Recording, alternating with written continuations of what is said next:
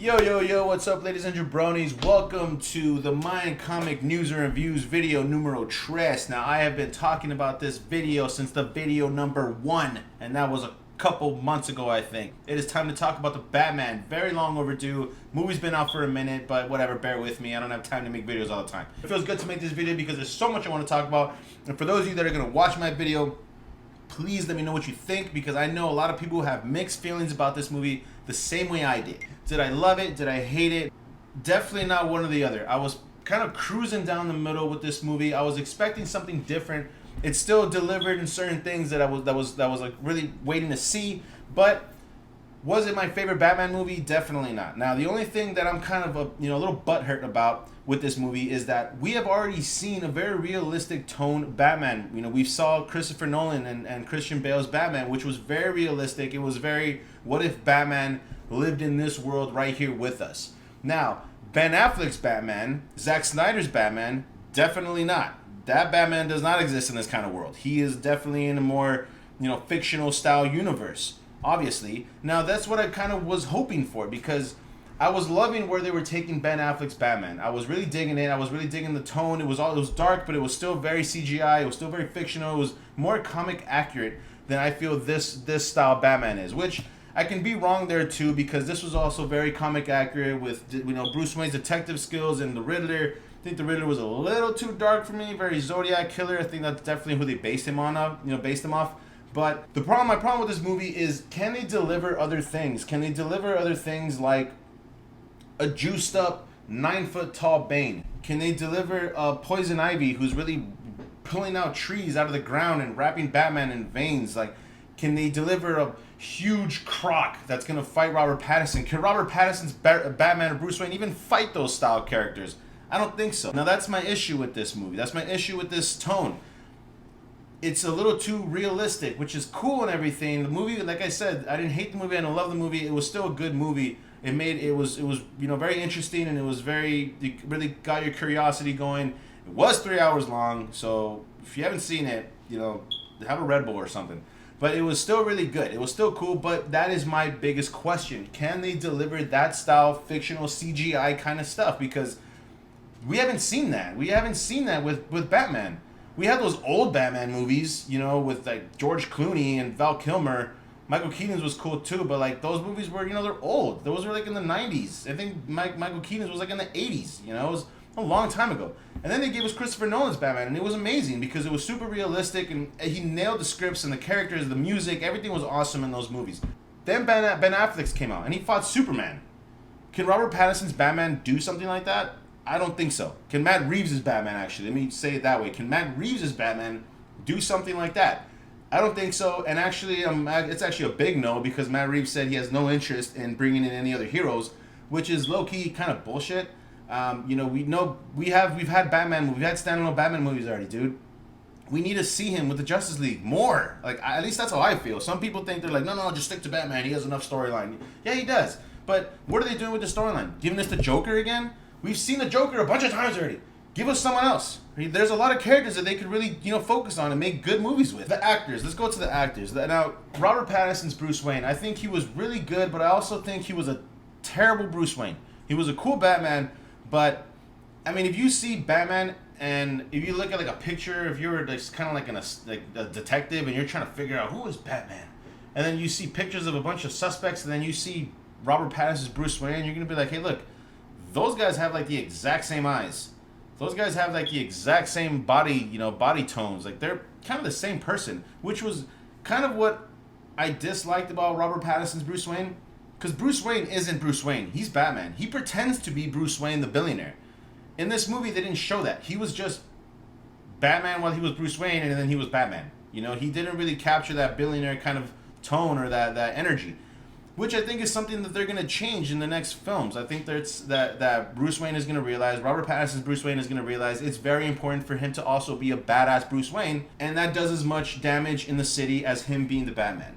So I want to see just kind of Robert Pattinson develop as Bruce Wayne develop as Batman. I think that's what this movie's really trying to do, because he's only been Batman for like 2 years in this movie.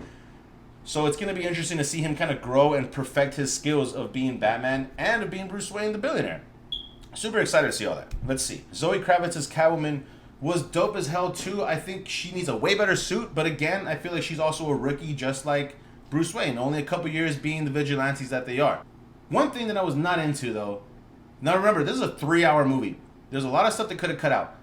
One thing I wasn't into was the fact that they had to just kind of make this love story happen in this movie. And, you know, I didn't go to the freaking movie theaters to see Batman and Catwoman fall in love. Like, that was the last thing I wanted to see. If anything, make that like a 5-minute scene and then move on, because I don't fucking care. I don't think anybody did. And Catwoman and Bruce Wayne and Batman, they beef it more. They kind of have their issues before they fall in love and realize that they're like the same person, kind of. So the fact that they right away kind of just became a couple, or not a couple, but super into each other and wanted to help each other was kind of like, all right, man, you know, where's the tension here? Where's the, you know, the distrust? It was just automatically they were like a team. Not fully, but they were. I think they got to improve in that too. She ends up going to the town where Nightwing is from, but I know Nightwing must be a kid right now still, so kind of confusing. But we'll see. We'll see what they do with Selena Kyle, what they do with Catwoman. Zoe Kravitz, I think, was awesome though. I totally loved her as Catwoman, but I think she could have been she could have had everything kind of written different for her. Paul Dano's Riddler. So the Riddler has never really been my favorite. I don't think the Riddler has ever really been anyone's favorite. Now I think this movie really tried to make us love him the way we loved Heath Ledger's Joker or Tom Hardy's, you know, Bane. Because I thought both of those roles made me totally F with Joker. I mean, I've always loved Joker, but with Bane definitely too. So I feel like this movie really tried to make us love the Riddler. He was cool, he was smart, and he really screwed over Bruce Wayne, or he really tricked him. But it was a little too like, all right, bro, like you're just kind of like one of those emo kids. Like it was, all right, man, chill. Like be a little cooler, I guess. I don't know, but I mean, people probably are gonna disagree with me on that, but I wanted him to be a little more charming, a little more awake, a little more upbeat, because from what I remember, like in the comics back in the day, or even in the cartoons, Riddler wasn't like a really dark, ominous, creepy guy. He was smart and he was on his toes and he was tricking, you know, Batman into doing all kinds of crazy shit. Also, Commissioner Gordon, he was just fucking with both of them all the time. So the fact that he was just like this really creepy guy, like standing in the background, it was kind of like, okay, bro, you know, cool. You're probably the bad guy here. You know what I mean? It was just kind of easy to tell, but I thought Paul Dano was still cool. Am I excited to see him in the future Matt Reeves Batman movies? Not really, to be honest. I don't want to be a dick, but not really. Colin Farrell. Colin Farrell's Penguin was probably the most interesting character and my favorite character of this movie. To me, he was more entertaining and fun to watch than Bruce Wayne, than Robert Pattinson as Batman, than Zoe Kravitz's Catwoman, than Paul Dano's Riddler, than Jeffrey Wright's Commissioner Gordon. Dude, I think he killed it. He totally nailed that Penguin villain of what he is. He just looks like the guy who's ready to stab everyone in the back to put himself on top of the pyramid. I thought Colin Farrell killed that role, and I'm super excited to see him in any future content. I think they're going to come out with a show for him too on HBO, so that's going to be sick. They better introduce Two-Face, better introduce a bunch of other characters. I know they will, but Colin Farrell was my favorite. I had like nothing wrong with him. I thought he was perfect, and I can't wait to see him go toe to toe with Batman. That's gonna be sick. Even that part in the club when they're fighting, and he's like, "Whoa, whoa, whoa!" Like that scene right there automatically just won me over because he totally nailed that kind of gangster, fat dude. You know, like he was perfect. So I can't wait to see Colin Farrell. That was definitely hands down my favorite character, my favorite part of the movie. Jeffrey Wright's Commissioner Gordon was sick. The actor Jeffrey Wright is awesome. I think he played Commissioner Gordon beautifully, and I totally loved his chemistry with Bruce Wayne. I thought they totally they know each other. I love the light, how it's like broken and it's not a legit bat symbol, like that on purpose maybe. I don't know, but I thought their chemistry together was perfect. And this is kind of weird, but the actress, what's her name, Leslie Grace, who's playing Batgirl. Now, in the comics, we all know this. Commissioner Gordon and Barbara Gordon, they're white. They've always been white. So in these movies, Commissioner Gordon's black and so is Batgirl. So are they even like related? Are they gonna bring them together? Matt Reeves said he has no interest in like doing other superheroes. I hope he's not also talking about other superheroes in the Bat universe. But are they teasing something bigger like The Killing Joke? If you guys haven't read The Killing Joke, it's super, super dark, and Joker does some stuff to Batgirl, Barbara Gordon, and he does bad things to her. I won't say it on here, but he does bad things to her, and he kind of makes Commissioner Gordon, like, watch. So, and trust me, it's bad. So if you want to read a good story, read that one. Are they teasing that kind of on that the possibility of them making that? Now, as much as I wanted to see some more fictional stuff with this movie, if they keep this tone for the Killing Joke, they'll kill it. They'll do amazing, because the Killing Joke is probably one of the most famous Batman comic books, probably the most famous Batman comic book. So if they actually keep this tone with that comic book, if they make that into a movie and keep this tone, they'll do amazing. Andy Serkis he's just the best. Andy Serkis as the beloved Alfred Pennyworth. You can't not like Andy Serkis. He's just badass. It's definitely not the Alfred that I'm used to seeing. Alfred, I feel like I just have that image of him bald with hair on the side. They made him definitely a lot more handsome and cooler. Andy Serkis is badass, and I love that Andy Serkis kind of questions Bruce Wayne for being the Batman, but then he realizes, like, dude, he's actually right, and I gotta help him become the Batman. He did a good job. There's not much I can really say about him because, you know, he's Alfred, but I can definitely see this Alfred being the Alfred who beats Superman's ass. You know, when Superman comes to try, I forgot what comic that was. I think it was Injustice. I don't remember, but he weakens Superman with kryptonite and then he fucks him up because Alfred is low-key a badass and no one really knows about that. So I don't really have much to say about his character, but he was good. Andy Serkis, I feel like I'll love him in whatever he plays. The deleted scene, the famous deleted scene with Joker, Barry Keoghan, Coogan, whatever, I don't know. The Joker. Yes, I'm excited to see the Joker again. Another Joker. Very cool. I mean, we're all going to just want to see that. But, man, take it easy with the guy. Let the Joker chill. Let him come out later. I mean, we've seen enough Jokers, you know, and maybe not, but we've seen enough Jokers. Give us someone else, bro. There's so many Batman characters that they could really show. Them wanting to do Joker, I guess Joker's going to be the villain in the next one. Totally following Christopher Nolan. I guess Joker's going to be the villain in the next one. I hope they do something a little different, though. I hope they kind of do something where maybe Joker draws in Bruce Wayne or Batman into the Arkham Asylum, and we can have like an Arkham Asylum, you know, kind of movie. Maybe there's more villains in there. Who knows? But Joker, I mean, Barry Keoghan, I think he's going to be good. That deleted scene was definitely cool.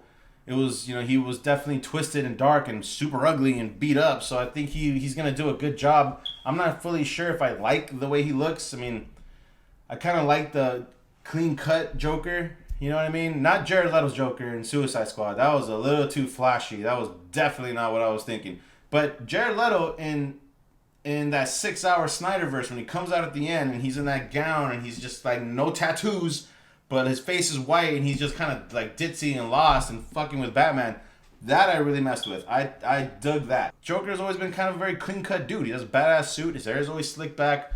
Maybe not in all the comics, but that's like my image when I think of Joker. So Barry Keoghan's Joker being all beat up and mutilated is still cool and still interesting, but I just kind of wish they didn't just push the Joker right away. Give us some other stuff. There's so many other villains they could show us. You know, the fact that they're just jumping into Joker, or maybe they're not because it was a deleted scene, but they did show him at the end of the movie. So overall, I am always gonna watch any Batman movie, and I'm always gonna like it. I don't think I'll ever hate a Batman movie or any superhero movie, to be honest. I just love that stuff too much. I mean, look at this freaking wall right here. I really wish they could have made him more like this. What's wrong? Why can't they give us the white eyes? Why can't they do that? What's the big fucking deal? Give us the white eyes. I don't want to see his pupils. Why can't they do that? I don't know why. I'm not going to question it. I don't think they ever will. But I'm excited to see where they're going to take this movie, where they're going to do with this stuff, even though I really hope the next movie's not 3 hours. It's a little brutal. If it is 3 hours, try not to, like, I'm not a detective, bro. I'm not going to sit there and be like, what's the Riddler doing? I'm not going to, that's just not, it's just cool and everything, but, bro, it's 3 fucking hours. Like, I got to go do stuff. And that's the reason I didn't go watch it again, because I was like, bro, I got to, do my laundry. Can I really go watch a movie for 3 hours right now? Other than that, I like it. Didn't hate it. Didn't love it. I just liked it. I cruised down the middle with this movie. You guys let me know what you think. You guys let me know if you agree with me, if you disagree with me. Comment down below. Do the like, do the subscribes. I have an Instagram page for my comic book, The Mayan, which should be coming out in a couple months. My good buddy Angel is drawing my stuff for me, and he's a great artist, so it's definitely on its way. Follow my Instagram page. It's at The Mayan Comic. I will definitely put it in the description. Thank you guys for watching. Thank you guys for tuning in. And I'll see you guys in the next one. More stuff to talk about. I got to talk about Halo. I got to talk about Moon Knight. There's just always content. Morbius, I heard, sucked. I haven't gone to go see it yet, but let me be the judge of that, if it sucked or not. I think he looks amazing. His design was pretty awesome when they show him all, crazy and Dracula and vampire-y. I think it looks incredible. But let's see what they do. I heard that movie was like a setup movie for just the Spider-Man universe. We'll see. You guys let me know what you think about the Batman. Let me know what you think about my opinions about everything I said. Good to make another video. I hope you guys have an amazing night and an amazing day whenever the hell you watch this, whatever. Love you guys all. Peace.